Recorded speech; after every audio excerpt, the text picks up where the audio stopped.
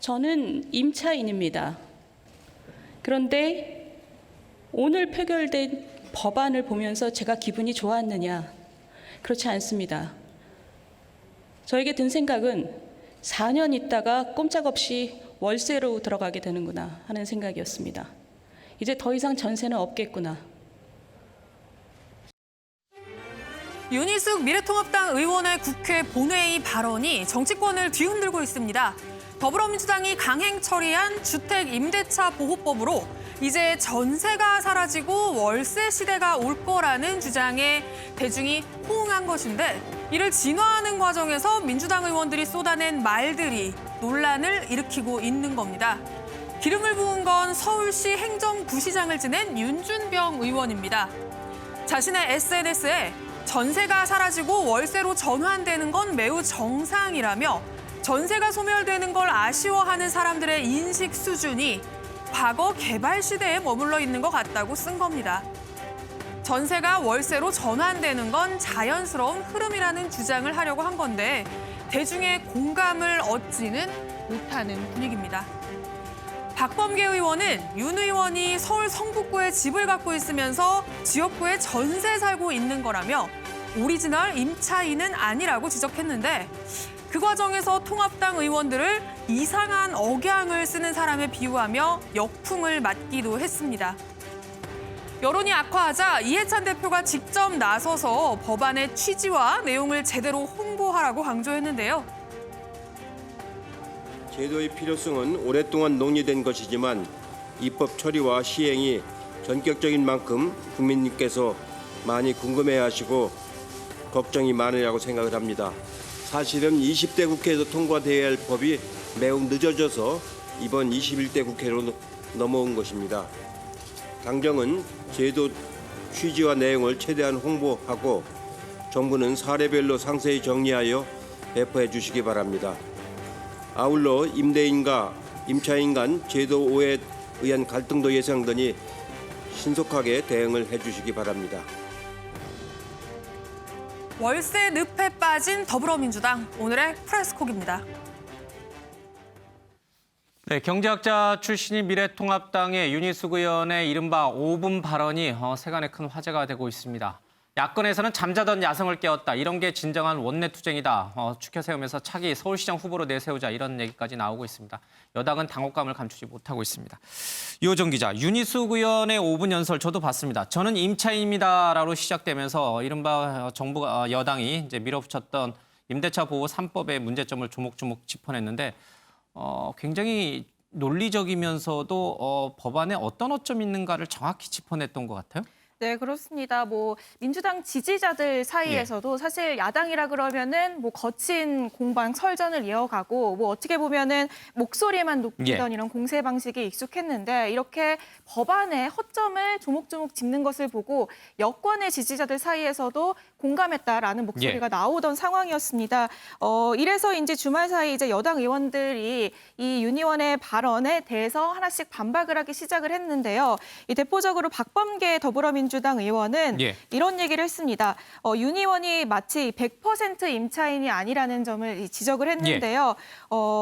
100% 임차인이 아니고 현재 1주택을 소유한 임대인이다 라면서 평생 임차인인 것처럼 이미지를 가공했다라는 이런 비판식의 글을 올렸습니다.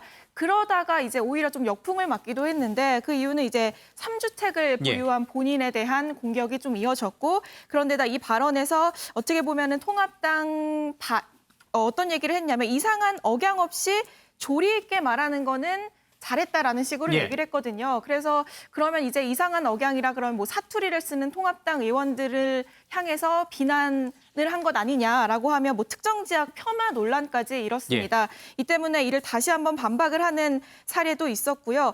특히나 윤준병 더불어민주당 의원은 전세가 월세로 전환되는 건 나쁜 현상이 아니다라고 강하게 이제 비판을 했다가 또 한 번 역풍을 맞았는데요. 일각에서 네티즌들은 월세 살아봤냐라고 이제 얘기를 했고, 이에 대해서 윤 의원이 직접 답변을 했는데 어떤 답변이었는지 직접 들어보겠습니다.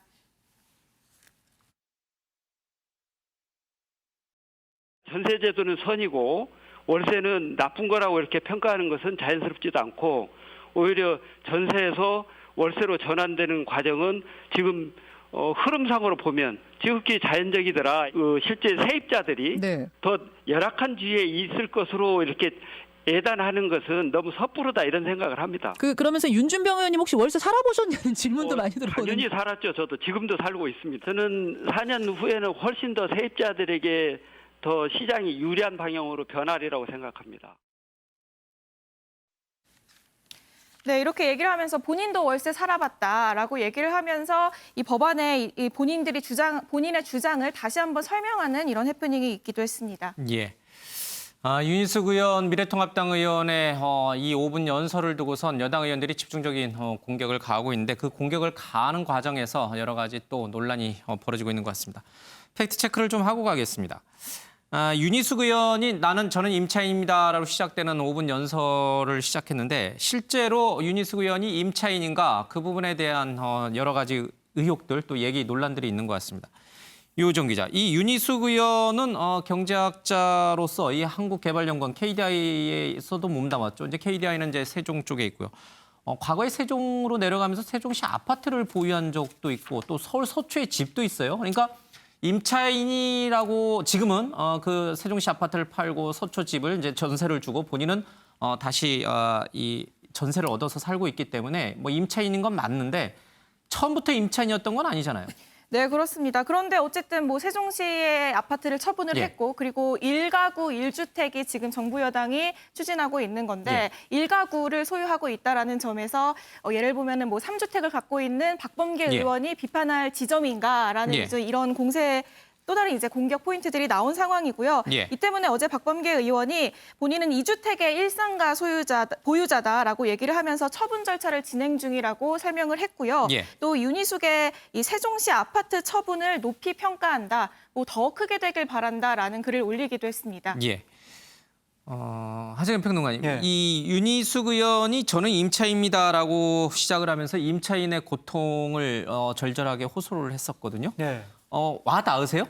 아니면 저 사람은 임차인이긴 하지만 가짜 임차인인데 이런 생각이 드세요? 그러니까 윤희숙 의원이 처음에 저는 임차인입니다 이러면서 굉장히 절절하게 호소하는 듯하게 이야기를 해가지고 야 정말 저분이 힘들게 살았나 보다. 좀 힘없는 서민의 입장에서 이야기를 하나 보다. 그렇게 생각을 했었는데 알고 보니까 자기 집이 있었다. 근데 방금 이제 서초에 집이 있다고 말씀하셨는데 서초에 이제 서초는 아니고 전세 살고 있는 강북에 곳이고. 집이 있는 걸로 알고 있는데 강북에 있는 집하고 서초에 있는 집 사이에는 엄청난 차이가 지금 있습니다. 이제 서초에서는 전세 살고 그러니까 있죠. 서초에서 이제 임차인이고 강북에서 아마 임대인인 걸로 알고 있는데 성북구입니다. 성북구. 그래서 어쨌든 집이 있다고 하면 그러니까 이게 임차인이라고 한 말이 거짓말은 아니지만 이미지상으로 봤을 때는 처음에는 집 없는 서름을 겪는 것처럼 이야기를 했었는데 그 이미지가 배반이 되는 것이기 때문에 아무래도 조금 문제가 있는 것이고 더 문제가 이분이 이야기한 게 앞으로 4년 후에 나는 꼼짝없이 월세를 들어가겠구나.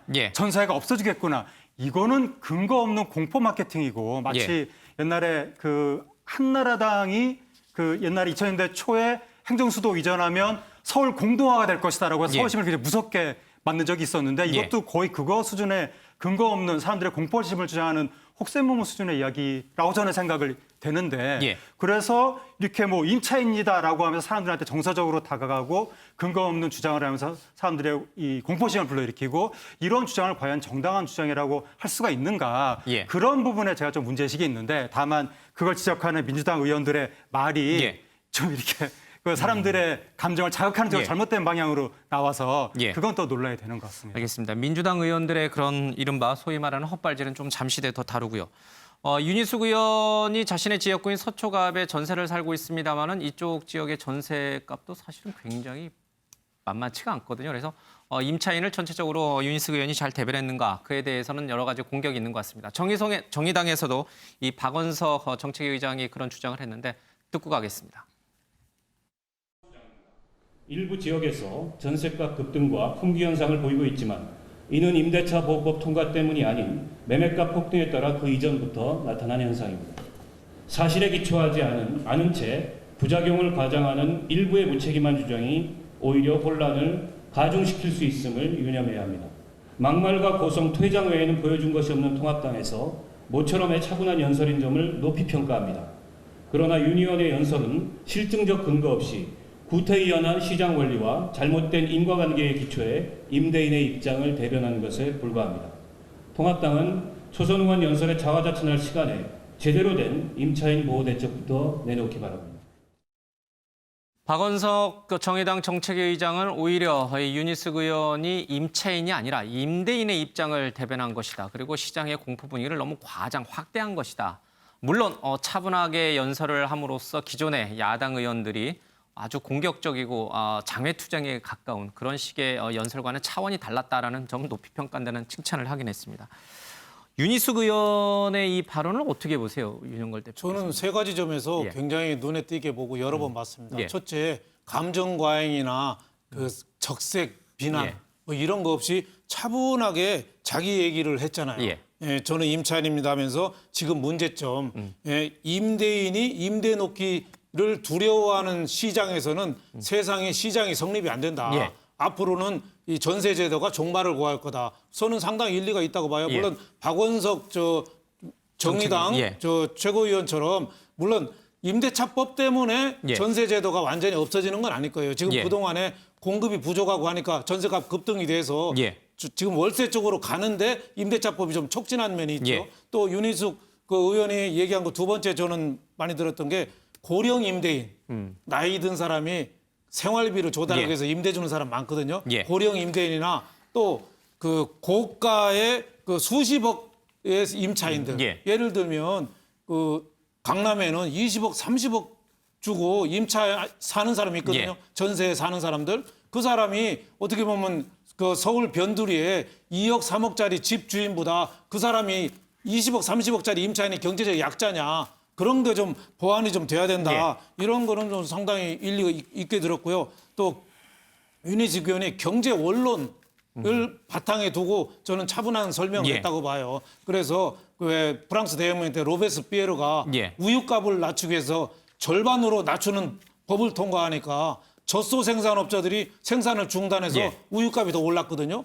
그다음에는 사료값을 또 절반으로 예. 내리니까 사료 생산을 중단해가지고 우유값이 프랑스 대혁명 때 10배가 오른 적이 예. 있거든요. 그래서 시장 원리를 존중하면서 대책을 좀 마련하라. 그런 저는 윤희숙 의원의 그 메시지가 아닌가. 그리고 또 윤희숙 의원의 또 특별한 점은 얘기하면서 말은 그 격렬하게 상대방을 비난하지 예. 않으면서도 자신의 몸은 부들부들 떨더라고요. 예. 그 분노나 뭐 있을 수도 있고 처음 뭐 국회의원이 돼서 떨려서 그럴 수도 있는데 그 감정을 자기가 억제하면서 차분하게 얘기하는 거 저는 그거 굉장히 높이 평가하고 싶습니다. 기존의 야당 의원들이 보였던 모습과는 많이 다르다. 삿대질하거나 욕하거나 색깔놀이니 공산당이니 이런 예. 얘기 안 하면서 차분하게 하면서 자기 예. 얘기를 다 하는 저는 초선 의원한테 좀 배워야 된다고 봅니다. 알겠습니다. 자, 뭐 비록 2주택자였지만은 세종시 집을 팔고 서울에 있는 집은 또 전세를 주고 본인도 역시 자신의 지역구에서 전세를 살면서 임차인의 입장을 좀 대변했던 윤희숙 의원의 얘기였습니다. 이를 비판했던 윤준병 더불어민주당 의원 앞서 발제에서도 들었습니다만은 이제 서울시 행정부시장 박원순 전 시장의 측근이기도 합니다. 이분에 대해서도 좀 팩트 체크를 해봐야 될 것 같아요. 유호정 기자, 이분이 월세 장기적으로 보면 전세에서 월세로 이제 시장이 바뀔 것이다. 그리고 월세 사는 거에 뭐가 나쁘냐 이제 이런 식으로 얘기를 해서 강한 역풍을 맞았는데 이분이 원래 지역구가 전부 고창이잖아요, 그렇죠? 고창에서 아마 월세 사신다고는 주장하고 있는데 이분 역시 아파트 한 채를 소유하고 있고 오피스텔도 하나 갖고 있어요. 네, 그렇습니다. 지금 그런 부분 때문에 과연 이게 지금 윤 의원을 예. 향한 공세를 할 만한 사람들이냐, 자격이 있는 거냐? 라는 지금 예. 이제 얘기들이 나오고 있는데 월세 금액을 구체적으로 밝히진 않았는데 한 5, 60만 원 선으로 지금 알려져 있는 상황이고요. 이 때문에 지금 윤 의원이 나도 월세 살아봤다. 뭐 이런 주장이 과연 설득력이 있겠느냐라는 비판도 나오고 있습니다. 예. 전북 고창이 지역구다 보니까 아마 이제 그쪽에 뭔가 터전이 필요하니까 그 부분은 월세로 사는데 구기동에 집 한 채가 있고요. 오피스텔도 하나를 갖고 있습니다. 그러니까 이분이 그러니까 월세 전환이 대세다 이런 말을 하는 것이 현실적으로는 그럴지 모르겠습니다만은 지금 이 민심이 불불하는 상황에서 본인도 월세 생활 제대로 안 해본 사람이 그런 얘기를 하니까 더 기분 나쁘다 이거예요. 한마디로 말하면. 저는 그 월세 전환이 뭐 대세다 이런 식으로 얘기를 한 예. 거잖아요, 이분이. 그게 왜 놀라야 되는지 이해가 안 되는 거예요. 예. 왜냐하면 전세는 우리나라에만 있는 아주 특수한 제도고 고성장 고금리 시대에 있었던 특수한 제도고 예. 점점 월세로 전환될 것이다. 이 얘기는 전 정권, 전전 정권, 전전전 정권 시절에 부동산 관련 이런 예. 담론 같은 거 하면 의뢰에 나왔던 굉장히 기본적인 어떤 주장 중에 하나인데 예. 굉장히 그 방송이라든가 언론 매체에서도 많이 소개됐던 주장인데 아무 문제가 없었는데 왜 갑자기 주장이 논란이 됐는지 상당히 이해가 되지 않고 근데 임대차 보호 3법 때문에 사실은 굉장히 전세 구하기가 어려워지고 또 전세를 못 구해서 월세로 전환되는 그런 서민 부담이 가중되는 상황에서 이분이 그런 얘기를 했기 때문이죠. 그러니까 윤희숙 의원 같은 분들이 이제 막 앞으로 전세 사실 것이다 이런 식으로 막 공포심을 자극하니까 그래서 아마 이게 더 논란이 된 것 같은데 애당초 윤희숙 의원의 주장 자체가 저는 잘못된 주장이라고 보고 예. 너무 과열됐다. 근데 문제는 이분이 그 윤준비영 의원이 이렇게 막 반발을 크게 겪으니까 당황했는지 그 다음부터 나온 발언에 좀 문제가 있는데 예. 월세 살아봤냐고 하니까 나도 살아봤다. 살아봤다. 나도 실천하고 있다. 아니 이거는 근데 진짜 이분이 월세를 살았느냐 안 살았느냐 그게 중요한 게 아니라 여기서 월세를 살아봤느냐는 말에 담긴 함의는 당신도 무주택자냐 그 서러움을 아느냐 그걸 물어본 건데 집을 뻔히 가지고 있는 분이 나 지역구에 따로 월세도 하고 있다. 예. 이거는 할 말이 아닌데 결국 윤희숙 의원이 저는 임차인입니다. 이 말한 거랑 똑같은 수준의 잘못된 발언을 한 셈이 돼서 예. 결국 질타를 받을 수밖에 없는 것 같습니다. 그러니까요. 이 행간의 의미를 잘 읽어야 되는데 그 행간의 의미를 잘 못 읽는 것 같아요. 그렇죠? 그런 정치인들이 그러면 안 되는데 여론을 잘 읽어야 되는데. 정치인인데 정무 감각이 좀 부족했던 것 알겠습니다. 같습니다.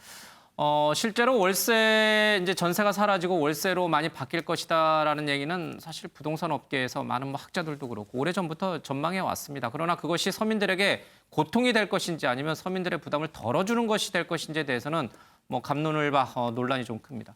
최민희 기자, 실질적으로 김현미 장관은 과거에는 이 전세가 월세로 전환될 경우에는 서민들 부담이 더 커질 수 있다 이런 주장을 펴기도 했잖아요. 네, 그렇죠. 3년 전에 예. 김현미 장관이 자신의 인사청문회를 앞두고 답변 자료에 썼던 예. 내용인데요. 그 2017년 6월입니다. 전세 월세 전환과 전세값 상승으로 서민 주거비 부담이 커지고 있다라는 이야기를 했습니다. 그러니까 당연히 전세가 월세로 전환되면 서민들이 일상생활에서 지출하는 매달 지출해야 되는 비용이 커지기 때문에 주거비 부담이 커질 수밖에 없다라는 내용인데 이게 지금 주목을 받는 이유는 여권에서 사실 이 윤희숙 의원 발언 논란을 잠재우기 위해서 마치 월세가 대세고 자연스러운 흐름이고 앞으로 이제 그렇게 갈 수밖에 없고 전세를 고집하는 건 뭐 과거 구시대적인 어떤 인식인 것처럼 이제 그런 내용, 그런 발언들이 나오니까 이제 이런 과거에 국토부 장관이 했던 발언까지 주목받고 있는 것 같습니다. 예.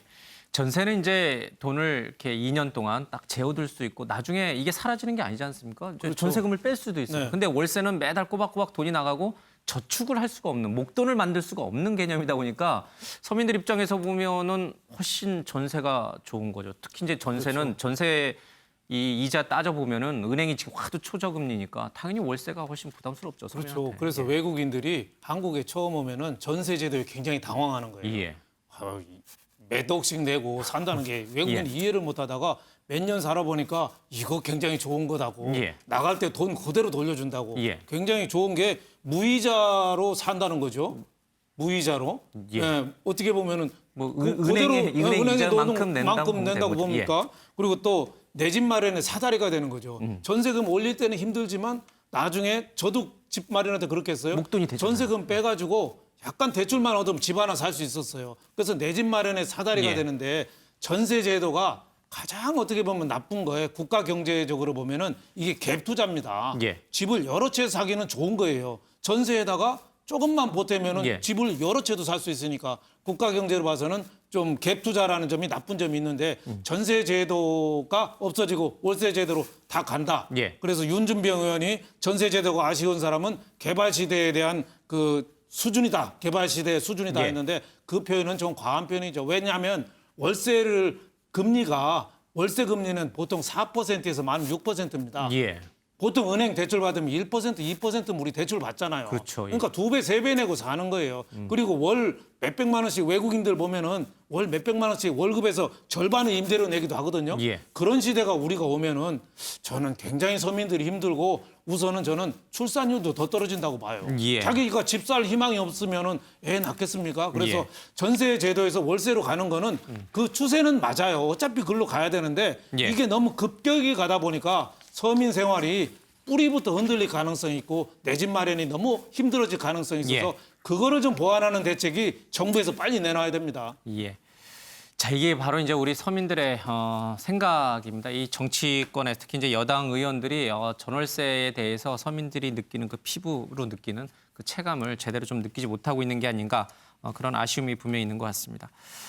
그럼에도 불구하고 이 안희숙 의원에 대해서 여당 내에서도 굉장히 본받을 만하다 이런 이제 칭찬도 분명히 있어요. 그렇죠? 박범계 의원도 조금 말이 이제 나중에 좀 바뀌긴 했습니다만은 야당 의원의 태도치고는 굉장히 괜찮다 이렇게 칭찬하는 흐름이 분명히 있긴 있어요. 네, 윤희숙 의원이 예. 뭐 임차인이라고 했는데 사실상 무늬만 임차인 아니냐라는 지적도 받았지만 예. 어쨌든 본인이 소유하고 있던 서울 성북구의 집과 세종시 집 중에 세종시 집을 최근에 팔았거든요. 예. 국회의원이 되고 그리고 미래통합당 경제혁신위원장을 맡으면서 이런 직을 맡고 있는 사람이 다주택자면 안 되겠다라는 예. 판단을 나름 해서 세종시 아파트는 매각을 굉장히 최근에 했습니다. 예. 이 행정수도 이전 이야기가 나오고 나서 한 거예요. 매각을 어쨌든 했기 때문에 이 실제로 본인이 행동으로 옮기고 예. 그리고 저런 발언까지 한 건 굉장히 신선한 충격이었다. 예. 꼼수가 아니라 진정성 있는 행동이라면 칭찬할 일이고 야당이라도 본받을 건 배워야 한다라는 예. 게 안민석 의원이 자신의 SNS에 올린 글이었습니다. 예. 그런데 이게 여기서 끝나지 않았고요. 이런 글이 올라오니까 당연히 이제 언론은 주목을 받을 수밖에 없죠. 예. 여권에서 굉장히 때리는 이제 발언들만 있었는데 예. 칭찬하는 발언이 올라오니까 주목을 받았는데 그러니까 안민석 의원이 글을 돌연 비공개 처리를 해요. 예. 그런 다음에 몇 시간 있다가 다시 글을 올렸는데 그 다시 올린 글에는 뭐 칭찬할 일이다, 배울 건 배워야 한다라는 예. 표현은 없고 그냥 긍정적으로 평가받아야 한다라면서 조금 이제 건조하게 다시 좀 글을 수정하는 일도 예. 있었습니다. 자, 우리가 여야를 떠나서 이제 잘하면 잘한다고 못하면 못한다고 이제 칭찬과 비판을 좀 할 줄 알아야 될 것 같습니다. 윤희숙 의원이 미래통합당의 주가를 상당 부분 끌어올린 것 같습니다. 그런데 이 주가를 또 까먹는 사람이 있다면서요? 네, 이 주호영 원내대표가 지금 정부의 부동산 대책에 대해서 공산주의다라고 이제 비판을 했는데요. 어떤 얘기를 했냐면 부동산과 현찰에 무슨 차이가 있냐라면서 사적 소유 부정은 공산주의고 결국에 이 정책은 계층 간 적대감을 키워서 집권하겠다는 속내다라는 글을 올렸습니다.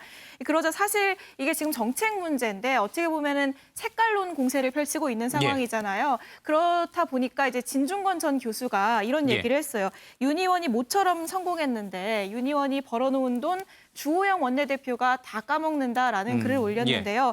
정책의 문제는 정책으로 다뤄야지 툭하면 이념의 문제로 바꾼다면서 또 한 번 이 주 원내대표의 글을 비판하기도 했습니다. 빨갱이 공산주의 이런 말 써가지고 되려 이제 얻은 표를 또 깎아먹는다 이런 얘기군요. 이런 가운데 박덕흠 의원 여야를 통틀어서 부동산이 가장 많은 분이죠. 이분이 시세 차익을 상당 부분 얻었는데 최은미 기자, 이 지금 주호영 원내대표와 비슷하게 이분 역시 또 윤희숙 의원이 쌓아놓은 것을 또 깎아먹는 그런 실수를 저질렀다 이런 얘기가 나와요? 네, 일단은 이제 박덕흠 예. 의원 같은 경우는 재산이 신고된 재산만 228억 원입니다. 미래통합당에서 재산이 가장 많아요. 그리고 이제 부동산만 이제 굉장히 많은데요. 지금 서울 강남에만 아파트가 2채 있는 걸로 알려져 있거든요.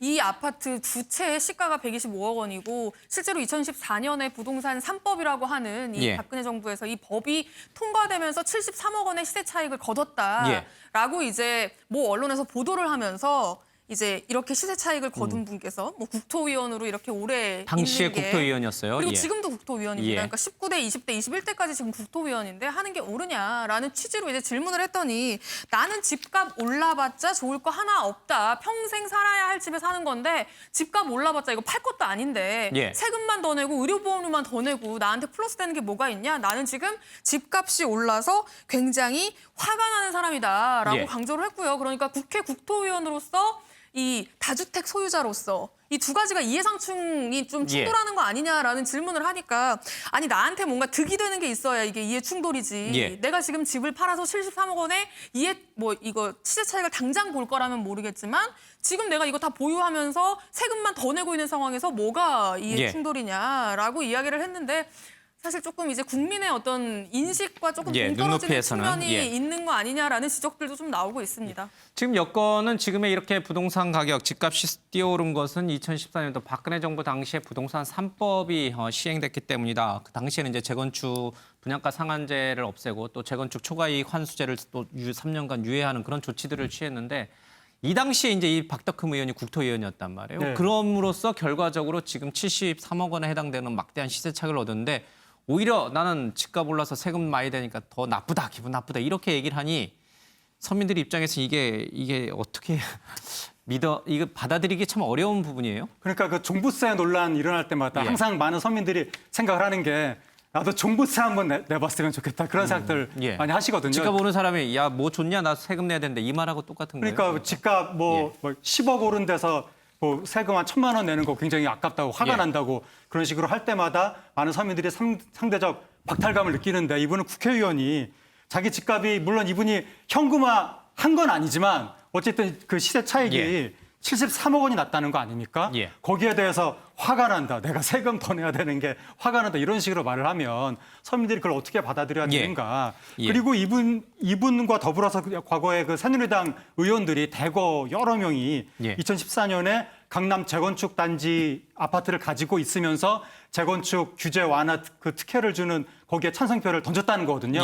그리고 나서 최소한 10억 이상씩의 혜택을 수익을 다 얻었다고 하는 것인데 거기에 대해서 이해 충돌의 여지가 당연히 있는 것이고 새누리당 통합당은 이런 분을 어떻게 또 계속 국토위 의원으로 이렇게 배정을 할 수가 있는 건지 도무지 이해가 되지 않고 지금 통합당이 이야기하고 있는 부동산 정책이라는 게 보유세 세금 올리는 거 반대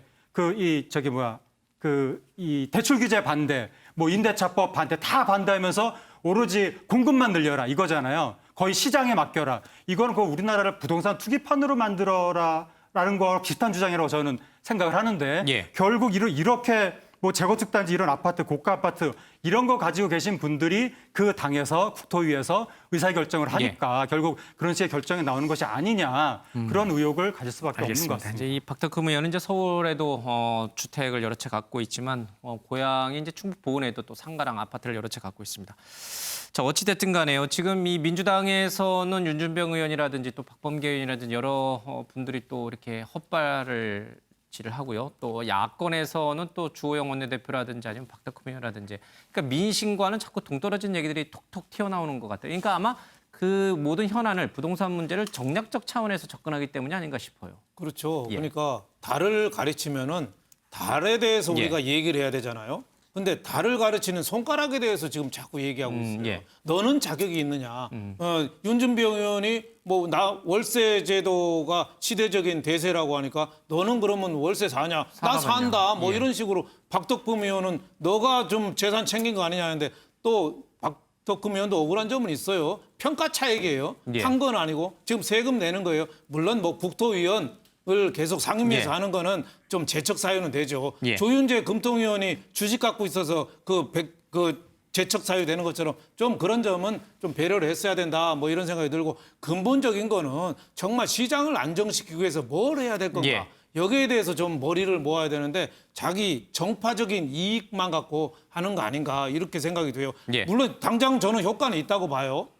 전세를 올릴 수 없기 때문에 4년간 앞으로 문재인 정부 임기 내에는 전세 저는 안 오를 거라고 봐요. 근데 그 이후가 문제죠. 4년 뒤가. 그 문제죠. 또 공급 대책 아마 오늘 내일 내놓을 건데 여기 좀 확실한 걸 내놓겠느냐. 지금 내놔도 금방 시장이 안정되는 건 아니고 지금 공급 대책 내놔도 다음 정권 가서 안정이 되거든요. 그래서 문재인 정부가 지금은 효과가 없고 생색이 안 나더라도 좀 길게 보는 그런 대책. 이번에 임대차법 3법은 통과됐지만 혹시 미진한 게 있는지 그 디테일한 게 악마는 디테일한 데 있다고 그러잖아요. 그런 걸 보완하는 거를 여야가 머리를 합쳐서 빨리 해야지 니 탓 내 탓하고 이렇게 할 때가는 저는 아니라고 봅니다.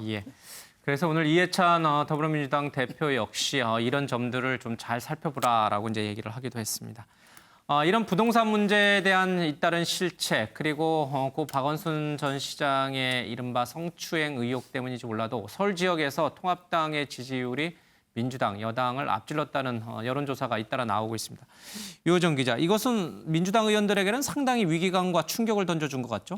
네, 그렇습니다. 일단 최근 처음 있는 일이죠. 서울 지역의 일단 수치부터 보면은 미래통합당이 전주보다 5.9%포인트가 상승을 해서 35.6%를 기록을 했고요. 민주당이 33.8%를 기록하면서 통합당이 1.8%포인트 앞지르는 결과가 나왔습니다.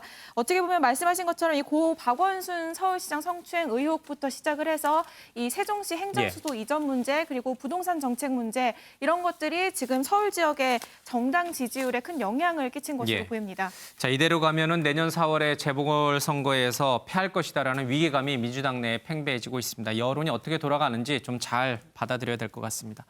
자, 이런 가운데 문재인 대통령의 지지율은 좀 소폭 올랐습니다. 뭐 기술적 반등이다 이런 얘기도 좀 있고요. 그런데 이번 주가 바로 문재인 대통령의 휴가 기간인데 또 휴가를 못 가게 생겼습니다. 최은미 기자, 이게 문재인 대통령이 참 휴가운이 없는 것 같죠? 네, 그렇습니다. 예. 이게 작년에 이어서 올해도 지금 휴가를 반납한 상황인데요. 예. 사실 오늘 청와대에서는 대통령 휴가 계획 일정에 대한 브리핑이 있을 예정이었어요. 예. 대통령은 이미 자신이 휴가를 보낼 그 양산 사저에 주말에 내려가 있었고요. 예. 내려가서 거기서 이제 휴가 7일까지 휴가였는데 그때까지 이제 시간을 보내겠다라고 이야기를 한 상태였는데 예. 주말 사이에 폭우가 굉장히 심하게 내리고 하면서 이제 급하게 서울로 다시 예. 올라왔고요. 휴가를 취소하겠다라고 공식적으로 발표를 한 상황입니다. 예. 작년 같은 경우에는 어떤 일이 있었냐면 휴가를 가기로 한 그때 일본에서 화이트리스트를 수출 규제가 내서 있었죠. 수출 규제하겠다 한국. 예. 이제 그게 나오면서 여름 휴가를 취소를 못 갔고. 했었고요. 예. 2018년, 2017년은 가긴 갔는데 이제 휴가 시작할 때 뭐 북한이 ICBM 미사일을 쏘고 그리고 이 휴가 중이었던 예. 우리 국민이 피랍되는 일이 예. 있으면서 조금 이제 휴가 시작이 조금 이제 어긋나는 그런 일이 있었습니다. 예. 수해 비 피해가 크기 때문에 대통령이 이제 휴가를 좀 편히 보낼 수 없는 그런 상황이 됐습니다.